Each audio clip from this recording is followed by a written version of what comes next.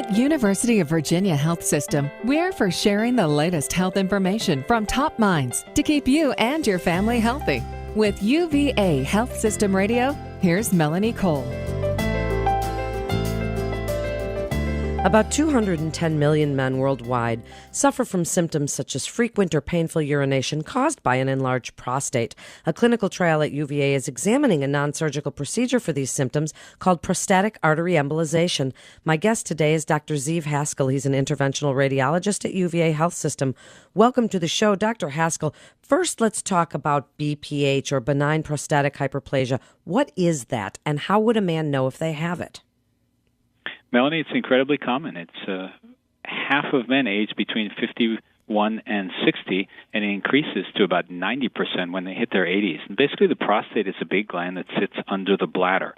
And as we get older, it grows, pushes up on the bladder, and it also squeezes the tube that carries urine outward, the urethra.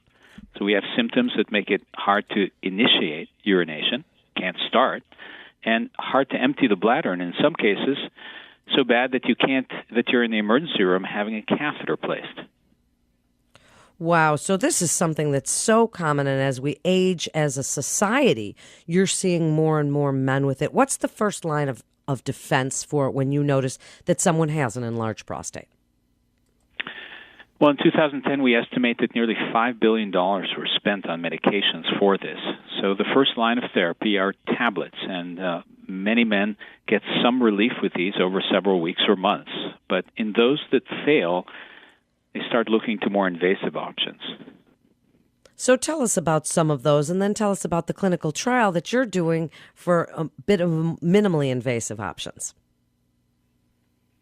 Well, when the medications fail, folks will generally see urologists who will discuss the various surgical options. In the rarest case, that'll be a removal of the entire prostate. But in most cases, it's something that's done through the urethra itself. And a variety of things, using lasers or cutting tools or even staplers to push back the prostate or cut it out from the inside in order to make a larger passage. And those treatments are very effective, but they do carry some real complications, which are naturally a concern to all of us, and those include incontinence, being unable to hold urine, and sexual dysfunction as well, impotence or retrograde, that is reversed ejaculation.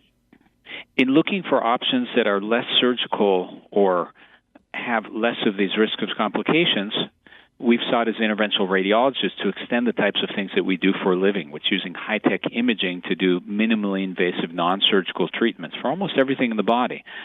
And in the setting of the prostate, what we're essentially doing is injecting these tiny microscopic particles to reduce the blood supply to the prostate so it gradually shrinks in place. Wow. Now, this particular clinical trial is opened. It's a national clinical trial, yes? Yes, that's right. It's a pilot study that is under the guidance of the FDA. We have it approved by the FDA, so we've chosen to do this rather than simply to offer the treatment, to hold ourselves to the highest quality and rigor to get the best evidence to support the widespread use of this in the U.S., and at the same time provide the extremely detailed and high level of service and care that you get when you're involved in a clinical investigation.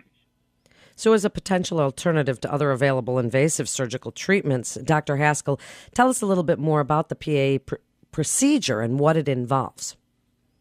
This was pioneered outside of the U.S. and has been performed over 1,000 times, but the good, solid clinical information in the U.S. is still lacking. As a patient, what it means is that you meet our team of urologists and interventional radiologists at our clinic.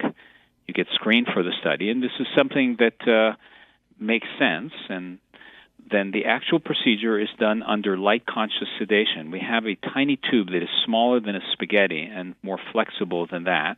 We pass that inside of the arteries and through that an even tinier one directly to the ones of the prostate. We have some sophisticated imaging that allows us to make sure that we're only injecting this material into the prostate and not into adjacent things that we wouldn't want to block off.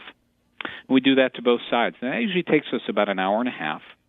Patients are relaxed and awake, and many of them are actually watching it on a black and white screen because you can't actually feel anything that is happening inside of the arteries. There are no nerves to feel with.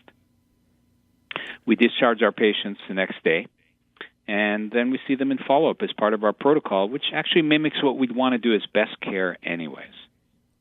So how long can they expect to see maybe some symptom relief if the prostate is shrinking from this procedure?